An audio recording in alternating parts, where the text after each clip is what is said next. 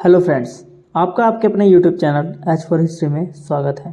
जैसा कि आप जानते हैं कि हमारे चैनल पर वर्ल्ड हिस्ट्री से रिलेटेड एमसीक्यूज की सीरीज़ चल रही है और उसी सीरीज़ की यह नेक्स्ट वीडियो है। हमें आशा है कि आपको पुरानी वीडियोस सभी यूज़फुल लग रही होंगी। अगर आपको यूज़फुल लग रही हैं तो हमारे चैनल को सब्सक्राइब करना ना भूलें, जो कि बिल्कुल फ्री है। और अगर आप फ्री का स्टडी मटेरियल लेना चाहते हैं तो आप हमारे टेलीग्राम चैनल को ज्वाइन कर सकते हैं, जिसका लिंक आपको डिस्क्रिप्शन बॉक्स में मिल जाएगा। और वर्ल्ड हिस्ट्री की जो सीरीज़ के लिए हम सोर्स यूज़ कर रहे हैं उसका लिंक भी आपको डिस्क्रिप्शन बॉक्स में मिल जाएगा। जो वर्ल्ड हिस्ट्री की एमसीक्यूज़ की बहुत ही अच्छी बुक है, उसको लेने के लिए आप डिस्क्रिप्शन बॉक्स में लिंक दिया गया है, आप वहाँ से इसको खरीद सकते हैं। ज़्यादा समय न लेते हुए चलिए वीडियो को स्टार्ट करते हैं।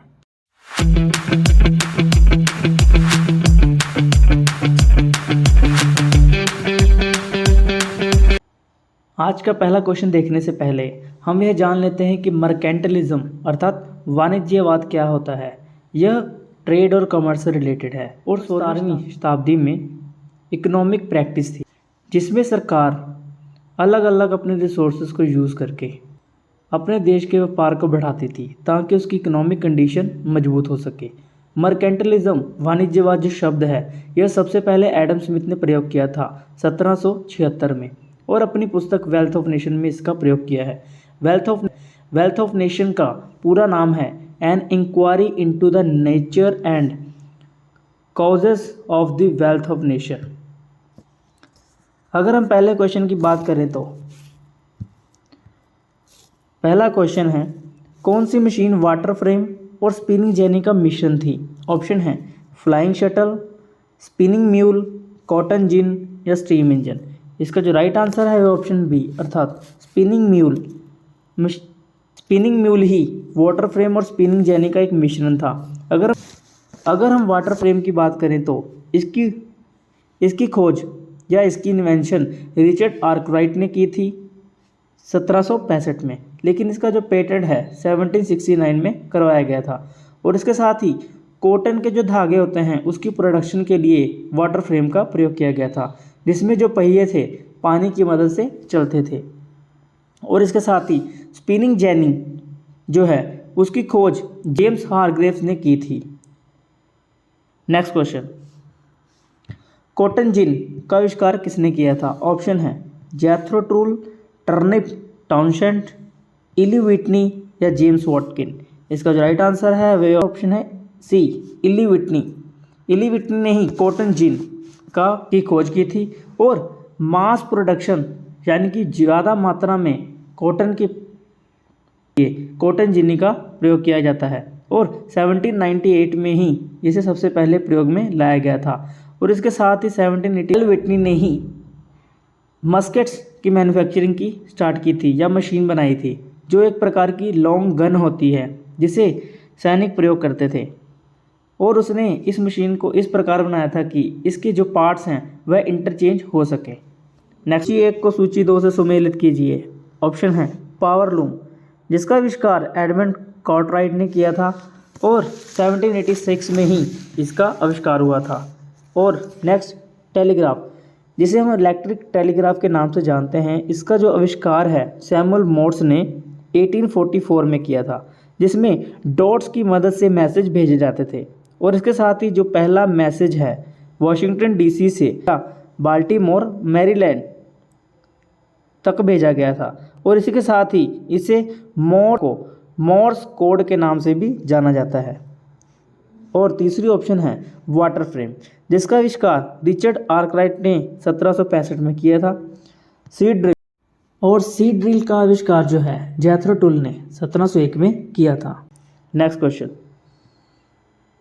हेनरी कोट ने किस तकनीक की खोज की थी? लोहे की शुद्धिकरण की तकनीक या पंडलिंग, लोहे से इस्पात निर्माण की बसिमर पद्धति, मजबूत सड़कों के निर्माण की तकनीक या वाष्प चलित नौका। इसका जो राइट आंसर है ऑप्शन ए अर्थात लोहे की शुद्ध करने की तकनीक जिसे पंडलिंग कहा जाता है, उसकी खोज हेनरी कोट ने की थी। नेक्स्ट क्वेश्चन, निम्न में से कौन सा एक औद्योगिक क्रांति का परिणाम नहीं है? ऑप्शन है नए नगरों का उदय, उत्पादन में वृद्धि, जनसंख्या में कमी, स्कंद कंपनियों एवं औद्योगिक निगमों का उद्भव। इसका जो राइट आंसर है वह ऑप्शन सी। क्वेश्चन 1814 में भाप के इंजन, जिसे रॉकेट के नाम से जाना जाता था, का आविष्कार किसने किया था? ऑप्शन है Robert Fulton, James Watt, George Stephenson या हेनरी फोर्ड। इसका जो राइट आंसर है वह ऑप्शन सी, अर्थात जॉर्ज स्टीफेंसन ने ही सबसे पहले जो भाप का इंजन रॉकेट के नाम से जाना जाता है 1814 में उसका आविष्कार किया था। लेकिन यह पहला भाप का इंजन नहीं था, इससे पहले बहुत से भाप के इंजन आ चुके थे। लेकिन 1814 में जो मॉडर्न स्टीम लोकोमोटिव का आविष्कार किया था वो जॉन स्टीफेंसन ने किया था। इंग्लैंड में शुरुआती उद्योग की वृद्धि के लिए निम्नलिखित में से कौन सा कारक जिम्मेदार नहीं था? ऑप्शन है कृषि उत्पादन में सुधार, बुनियादी कच्चे माल, कोयला व कपास पर नियंत्रण, जनसंख्या की लाभ अर्थात अधिक ब्याज दर। इसका जो राइट आंसर है वह ऑप्शन डी, अर्थात अधिक ब्याज दर, यानी कि जो लोन दिए जाते थे उस पर ब्याज अधिक था। उद्योग में वृद्धि के लिए अपना योगदान नहीं दिया था। औद्योगिक पूंजीवाद किस पर आधारित है? उच्च व सुरक्षात्मक शुल्क और फैक्ट्री सिस्टम की भांति केंद्रीकृत उत्पादन में और कर मुक्त भूमि में, उच्च एवं सुरक्षात्मक शुल्क और फैक्ट्री सिस्टम की भांति केंद्रीकृत उत्पादन में। इसका जो राइट आंसर है वह ऑप्शन ए, अर्थात निम्नलिखित में से कौन सा एक पूंजीवाद का चरण नहीं है? ऑप्शन है व्यापारी पूंजीवाद, वित्तीय पूंजीवाद या शाही पूंजीवाद। इसका जो राइट आंसर है वह ऑप्शन डी, अर्थात शाही पूंजीवाद जो है वह एक पूंजीवाद का चरण नहीं है या फेज नहीं है। नेक्स्ट क्वेश्चन, कृषि पूंजीवाद का पर्याय क्या है या किससे हमें कृषि पूंजीवाद के लक्षण देखने को मिलते हैं? ऑप्शन है नदी के यातायात में सुधार, एक बड़ी परिवहन क्रांति, भाप का उपयोग, ग्रामीण इलाकों में घेराव आंदोलन। और इसका राइट आंसर है ऑप्शन डी, अर्थात ग्रामीण इलाकों में, विलेज के एरियाज में जो घेराव आंदोलन चलता है वह कृषि पूंजीवाद का एक पर्याय है। नेक्स्ट क्वेश्चन, पूंजीवाद पहली बार कहाँ देखा गया था? ऑप्शन है फ्रांस में सामंती व्यवस्था में गिरावट आने में से, पुर्तगाल शाही व्यवस्था में, नौकरशाही पूंजीवाद के साथ स्पेन में, पूंजीवादी कृषि के उदय के साथ इंग्लैंड में। इसका जो राइट आंसर है वह ऑप्शन डी, अर्थात पूंजीवाद कृषि के उदय जब एग्रीकल्चर प्रोडक्शन इंग्लैंड में बढ़नी शुरू हो गई थी बड़े लेवल पर, तब पूंजीवाद का चरण शुरू होता है और इस प्रकार पूंजीवाद पहली बार इंग्लैंड में देखने को मिली थी। नेक्स्ट क्वेश्चन, व्यापारी पूंजीवाद किस पर आधारित होती है? ऑप्शन है कर्तव्य के रूप में व्यापार और वाणिज्य, व्यापार लूट तथा दास्तां, समुद्र में जनजातीय व वाणिज्य या विदेशी व्यापार। इसका जो राइट आंसर है वह ऑप्शन बी, अर्थात व्यापारी पूंजीवाद मुख्य तौर पर व्यापार, लूट और दास्तां पर आधारित होती है। नेक्स्ट क्वेश्चन है वाणिज्य क्या था? ऑप्शन है राष्ट्रीय आर्थिक रणनीतियों का एक हिस्सा था, लूट और संरक्षणवाद पर आधारित था, व्यापारी पूंजीवाद में एक प्रारंभिक चरण था, या अन्य विकल्पों में सभी। राइट आंसर है वह ऑप्शन सी, अर्थात जो वाणिज्यवाद है वह व्यापारी पूंजीवाद का एक प्रारंभिक चरण है। नेक्स्ट क्वेश्चन देखते हैं, निम्नलिखित में से किस लेखक ने प्रोटो औद्योगिकरण या प्रोटो इंडस्ट्रियलाइजेशन शब्द दिया है या कॉइन किया है? ऑप्शन है पीटर बर्क और C.H. फिलिप्स ने, पीटर मैटकॉफ और हंस हम्परडिंक ने, अमोस वैंडरबिल्ट और माइकल वुड ने, हस मैडिक, पीटर क्राइडेटिस और जुर्गन स्कलम्बो ने। इसका जो राइट आंसर है वह ऑप्शन डी, अर्थात हंस मैडिक, पीटर क्राइडेटे और जुर्गन स्कलम्बो जो है यह प्रोटो औद्योगिकरण शब्द गढ़ा था। नेक्स्ट क्वेश्चन, मध्य युग में वाणिज्य क्रांति मेंटलिस्ट रेवोल्यूशन का सिद्धांत किसने प्रस्तुत या पेश किया था? ऑप्शन है हेनरी पीरेन ने, रॉबर्ट एस लोपेज ने, M.M. पोस्टन ने या फर्नट ब्रूडेल ने। इसका जो राइट आंसर है वह ऑप्शन बी, अर्थात रॉबर्ट एस लोपेज ने ही सबसे पहले वाणिज्य क्रांति का सिद्धांत प्रस्तुत किया था। नेक्स्ट क्वेश्चन, शहरी क्रांति बड़े पैमाने पर कहाँ हुई थी? ऑप्शन है फ्रांस, भूमध्य यूरोप, उत्तर पश्चिमी यूरोप या इंग्लैंड। इसका जो राइट आंसर है वह ऑप्शन बी, अर्थात भूमध्य यूरोप में ही शहरी क्रांति बड़े पैमाने पर हुई थी या बड़े बड़े नगर देखने को मिले हैं। नेक्स्ट क्वेश्चन, निम्नलिखित में से किसने तर्क दिया है कि ब्रिटिश आर्थिक नीतियों के चलते विऔद्योगीकरण अर्थात डी इंडस्ट्रियलाइजेशन का विचार एक मिथक था? ऑप्शन है Amiya Bagchi, Daniel Thorner, Morris D Morris, Tapan Ray Chaudhuri. इसका जो राइट आंसर है वह ऑप्शन सी, अर्थात मॉरिस डी मॉरिस का कहना है कि भारत में या ब्रिटिश आर्थिक नीतियों के चलते भारत में कभी भी डी इंडस्ट्रियलाइजेशन हुई ही नहीं, अर्थात ब्रिटिश आर्थिक नीतियों के कारण भारत का जो स्मॉल स्केल इंडस्ट्री थी वो कभी ख़त्म नहीं हुई। नेक्स्ट क्वेश्चन, विलियम ब्रेजली एक अनपढ़ परंतु प्रतिभाशाली तकनीशियन था। निम्नलिखित में से किस नहर का निर्माण किया था? ऑप्शन है थेम्स, ब्रिज वाटर, इरी या बकिंगम। इसका जो राइट आंसर है वह ऑप्शन बी, अर्थात ब्रिज वाटर नहर का निर्माण विलियम ब्रेजली ने किया था। नेक्स्ट क्वेश्चन है, निम्नलिखित में से कौन एक उस प्रसिद्ध लेजस फेरी पॉलिसी के प्रतिपादक थे जिसने औद्योगिक विकास में अप्रतिरोध भूमिका निभाई थी? ऑप्शन है Adam Smith, Robert Malthus, Edmund Burke या विलियम हुल। इसका जो राइट आंसर है वह ऑप्शन ए, अर्थात एडम स्मिथ अपनी पुस्तक द वेल्थ ऑफ नेशन में लेजस फेरी पॉलिसी के बारे में बोलते हैं या लिखते हैं। 16वीं से 18वीं शताब्दी में प्रचलित वाणिज्यवाद मर्केंटिलिज्म निम्नलिखित में से किस नीति का विरोधी था?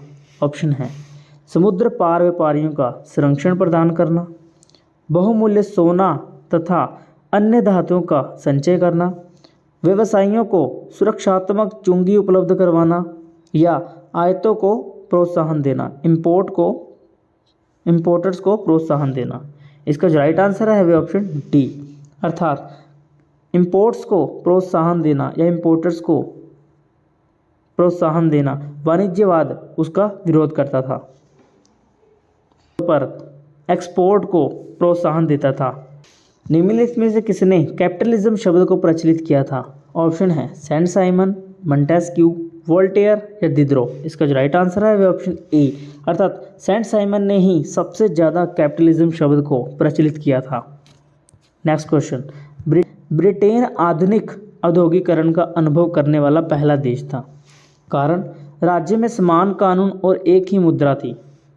इसका जो राइट आंसर है वह ऑप्शन ए, कथन और कारण दोनों सही हैं और कारण कथन की सही स्पष्टीकरण है, क्योंकि अगर राज्य में कानून व्यवस्था और मुद्रास्फीति या इकोनॉमी स्टेबल रहेगी तो उसी देश में औद्योगिक विकास हो सकता है। और इसी के साथ हम देखते हैं कि यह जो लक्षण है हमें ब्रिटेन में देखने को मिलते हैं, जिसके कारण आधुनिक औद्योगिकरण देखने को मिलती है। Next question, the Industrial revolution नामक पुस्तक के लेखक कौन है? ऑप्शन है टॉइनबी, ब्लॉन्की, टी.एस. एस्टन या हॉब्स बॉम। इसका जो राइट आंसर है ऑप्शन सी, अर्थात टी.एस. एस्टन ने ही द इंडस्ट्रियल रेवोल्यूशन नामक पुस्तक लिखी है। नेक्स्ट क्वेश्चन, 1733 में फ्लाइंग शटल का आविष्कार किसने किया था? ऑप्शन है फुल्टन, जॉन के, जेम्स या व्हीलर। इसका जो राइट आंसर है ऑप्शन बी, अर्थात जॉन के ने ही फ्लाइंग शटल का आविष्कार 1733 में किया था। 1767 में जेम्स हारग्रीव्स ने किसका आविष्कार किया था? ऑप्शन है स्पिनिंग जेनी, हेडली, क्रॉम्पटन या चेने। इसका जो राइट आंसर है वह ऑप्शन ए, अर्थात स्पिनिंग जेनी 1767 में जेम्स हारग्रीव्स ने आविष्कार किया था। औद्योगिक क्रांति का मानव जीवन के किस क्षेत्र में न्यूनतम अर्थात सबसे कम प्रभाव पड़ा था? ऑप्शन है राजनीतिक, सामाजिक, आर्थिक या धार्मिक। इसका जो राइट आंसर है वह ऑप्शन डी, अर्थात धार्मिक पक्ष में ही औद्योगिक क्रांति का सबसे कम प्रभाव पड़ा है और सबसे ज़्यादा प्रभाव आर्थिक क्षेत्र में पड़ा है। वाष्प चलित नौका अर्थात स्टीम शिप या स्टीम बोट क्लैरमोंट का आविष्कार किसने किया था? जॉन फिच ने, स्टीफेंसन ने, रॉबर्ट फुल्टन ने या जेम्स वॉट ने? इसका जो राइट आंसर है ऑप्शन सी अर्थात स्टीम शिप का आविष्कार रॉबर्ट फुल्टन ने किया था, जिसे क्लैरमोंट के नाम से जाना जाता है। नेक्स्ट क्वेश्चन, सड़क निर्माण प्रक्रिया का आविष्कार करने वाला स्कॉटिश इंजीनियर कौन था? ऑप्शन है रॉड्स, मैकएडम, साइरस फील्डर और ग्राहम बेल। इसका जो राइट आंसर है वह ऑप्शन बी अर्थात मैकएडम ने ही सड़क निर्माण प्रक्रिया का आविष्कार किया था। फैक्ट्री पद्धति का प्रारंभ प्रथम बार किस देश में हुआ था? अर्थात हॉलैंड ने, अमेरिका ने, फ्रांस ने या इंग्लैंड ने? इसका जो राइट आंसर है वह ऑप्शन डी अर्थात सबसे पहले इंग्लैंड ने ही फैक्ट्री सिस्टम को शुरू किया था। नेक्स्ट क्वेश्चन, अंग्रेजों ने पारंपरिक नौकायान जहाज़ों को डैश के साथ बदल दिया था। ऑप्शन है डीजल संचालित जहाज़ों के या विद्युत नौकाएं, वाष्प शक्ति से चलने वाले जहाज़ों से या हाइड्रोकार्बन संचालित जहाज़ों से? ऑप्शन सी अर्थात अंग्रेजों ने पारंपरिक नौकायान जहाज अर्थात जो किश्तियां सबसे पहले पारंपरिक तौर पर चलाई जाती थी उसको वाष्प चलित अर्थात स्टीम द्वारा चलाए जाने वाले जहाज़ों से बदल दिया था। नेक्स्ट क्वेश्चन, औद्योगिक क्रांति डैश के साथ शुरू हुई थी? ऑप्शन है भाप की शक्ति के साथ, चिकित्सा उपचार के साथ, पशु शक्ति के साथ या हल में सुधार के साथ?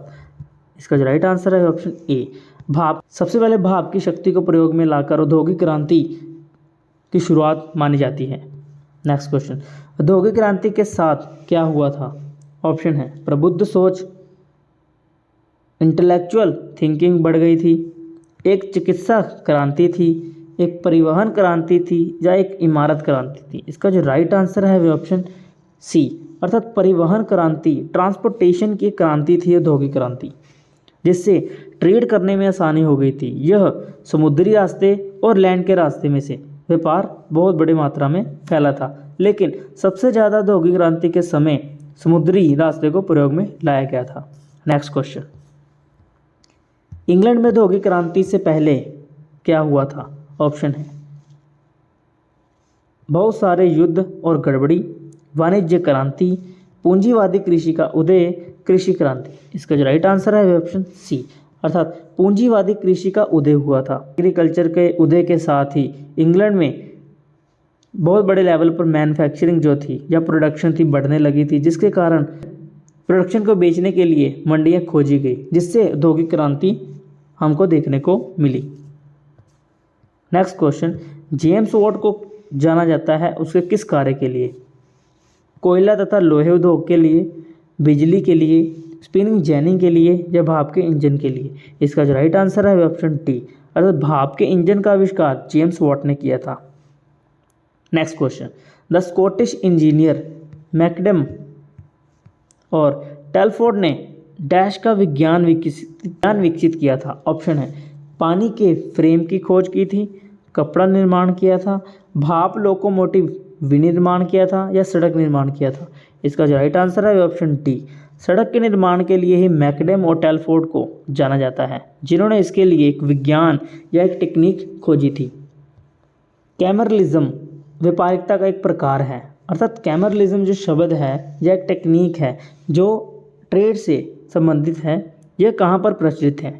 ऑप्शन है फ्रांस में, इंग्लैंड में, जापान में या जर्मनी में? इसका जो राइट आंसर है ऑप्शन डी अर्थात जर्मनी में ही जो व्यापारिक क्या कह सकते हैं इंडस्ट्रियल एक टेक्निक थी जिसे कैमरलिज्म के नाम से जाना जाता था। नेक्स्ट क्वेश्चन, लकड़ी की बनी कताई जैन का आविष्कार 1767 में किसके द्वारा किया गया था? ऑप्शन है के द्वारा, जेम्स हारग्रीव्स के द्वारा, हेनरी कोट के द्वारा या थॉमस बेल के द्वारा? इसका जो राइट आंसर है ऑप्शन बी अर्थात जेम्स हारग्रीव्स ने ही 1767 में लकड़ी की बनी एक कताई जैनी का आविष्कार किया था। फ्री मार्केट इकोनॉमी या फ्री इंटरप्राइजेज इकोनॉमी का अर्थ? ऑप्शन है साम्राज्यवाद, उपनिवेशवाद, पूंजीवाद या सामंतवाद? इसका जो राइट आंसर है वह ऑप्शन सी अर्थात पूंजीवाद के से अभिप्राय है फ्री मार्केट इकोनॉमी होनी चाहिए और फ्री एंटरप्राइजेज इकोनॉमी होनी चाहिए, जिसमें व्यापार के लिए कोई भी पाबंदी नहीं होनी चाहिए। 17वीं शताब्दी में कौन सी जगह विश्व अर्थव्यवस्था या वर्ल्ड इकोनॉमी का एक केंद्र था? ऑप्शन है एंटवर्प, एम्स्टर्डम, लिस्बन या जिनेवा। इसका जो राइट आंसर है वह ऑप्शन बी, अर्थात जो एम्स्टर्डम था वह 17वीं शताब्दी के समय विश्व भर की अर्थव्यवस्था का केंद्र था। 17वीं शताब्दी में सबसे बड़ी शाही शक्ति या रूलिंग पावर कौन सी थी? ऑप्शन है पुर्तगाल, अंग्रेज, स्पेनिश विजेता और डच। इसका जो राइट आंसर है वह ऑप्शन डी, अर्थात डैनिश डच जो थे वह 17वीं शताब्दी में सबसे बड़ी शाही शक्ति बनकर सामने आई थी। किसने आर्ट ऑफ द कोर्टियार लिखी है? ऑप्शन है विटुवियस, अरस्तु, वोल्डेस्रे कैस्टिग्लियोन या फ्रांसेस्को पेट्रार्क। इसका जो राइट आंसर है वह ऑप्शन सी, अर्थात वोल्डेसेर कैस्टिग्लियोन जो है उसने ही आर्ट ऑफ द कोर्टियार लिखी है। नेक्स्ट क्वेश्चन है ह्यूगो ग्रेटियस ने डैश किया था या ह्यूगो ग्रेटियस ने क्या किया था? समुद्र की स्वतंत्रता की वकालत की थी, आधुनिक राज्य प्रणाली के सिद्धांत को स्थापित किया था, वेस्टफेलियन राजनीतिक मॉडल को पहले से देखा था या अन्य विकल्पों में से सभी। आंसर है ऑप्शन ए, अर्थात समुद्र की स्वतंत्रता की वकालत की थी, इसीलिए ह्यूगो ग्रेटियस को जाना जाता है। था कि समुद्र में व्यापार करने के लिए सभी को स्वतंत्रता होनी चाहिए। नेक्स्ट क्वेश्चन, जॉन सेल्डन ने डैश की वकालत की है? ऑप्शन है मुक्त मार्ग की, समुद्री खुलापन की, मुक्त व्यापार की या समुद्री बंद की। इसका राइट आंसर है ऑप्शन डी, अर्थात समुद्री बंद की। अर्थात उसने कहा था कि समुद्री व्यापार जो है उस पर रोक होनी चाहिए। क्वेश्चन, जेम्स मिल डैश था? एक सांसद का लिबरल सदस्य था, ईस्ट इंडिया कंपनी के लिए रूढ़िवादी सांसद और क्षमा करता था, स्कॉटिश इतिहासकार था या मंत्री था। इसका जो राइट आंसर है वह ऑप्शन सी, अर्थात स्कॉटिश इतिहासकार था जेम्स मिल। नेक्स्ट क्वेश्चन, 1760 और 1820 के बीच ब्रिटिश औद्योगिक विकास में हुए परिवर्तन का वर्णन करने के लिए निम्नलिखित में से किसने पहली बार अंग्रेजी में इंडस्ट्रियल रेवोल्यूशन पद का प्रयोग किया था? ऑप्शन है Frederick angel, एर्बिक Hobsbawm, Arnold Toynbee या जॉर्जस मिशलेट। इसका जो राइट आंसर है वह ऑप्शन सी, अर्थात अर्नोल्ड टॉइनबी ने ही इंडस्ट्रियल रेवोल्यूशन पद का प्रयोग किया था। नेक्स्ट क्वेश्चन, सर्वप्रथम औद्योगिक क्रांति किस देश में प्रारंभ हुई थी? यह हम पहले ही पढ़ चुके हैं, इसका आंसर है इंग्लैंड में। क्रांति का प्रारंभ किस उद्योग धंधे से शुरू हुआ था? ऑप्शन है ऊनी वस्त्रों के, सूती वस्त्रों के, लोहा उद्योग से या यातायात से। इसका जो राइट आंसर है वह ऑप्शन बी, अर्थात कॉटन क्लॉथ से औद्योगिक क्रांति का प्रारंभ हुआ था। औद्योगिक क्रांति ने किस वर्ग का राजनीतिक उत्कर्ष किया था? ऑप्शन है निम्न वर्ग की, लोअर क्लास, मिडिल क्लास, मजदूर वर्ग की, लेबर क्लास की या शासक वर्ग, रूलिंग क्लास की। इसका जो राइट आंसर है वह ऑप्शन बी, औद्योगिक क्रांति का डायरेक्ट जो परिणाम है वह मध्य वर्ग या मिडिल क्लास पर पड़ा था। Middle class. Lectures on the Industrial Revolution in England नामक कृति का लेखक कौन है? ऑप्शन है टाइनबी, हॉब्सबॉम, ब्लॉन्क या कॉल्विन। इसका जो राइट आंसर है वह ऑप्शन ए, अर्थात टाइनबी ने ही lectures on the Industrial Revolution in England नामक पुस्तक लिखी है। एनाल्स ऑफ एग्रीकल्चर नामक पत्रिका का प्रकाशन किसने किया था? ऑप्शन है स्टीफेंसन, मकॉडम, आर्थर यंग या रॉबर्ट फल्टन। इसका जो राइट आंसर है वह ऑप्शन सी, अर्थात आर्थर यंग ने ही एनाल्स ऑफ द एग्रीकल्चर नामक पत्रिका का प्रकाशन किया था। आज के लिए बस इतना ही। नेक्स्ट वीडियो में हम बात करेंगे अपने वर्ल्ड हिस्ट्री के नेक्स्ट टॉपिक की। तब तक के लिए धन्यवाद।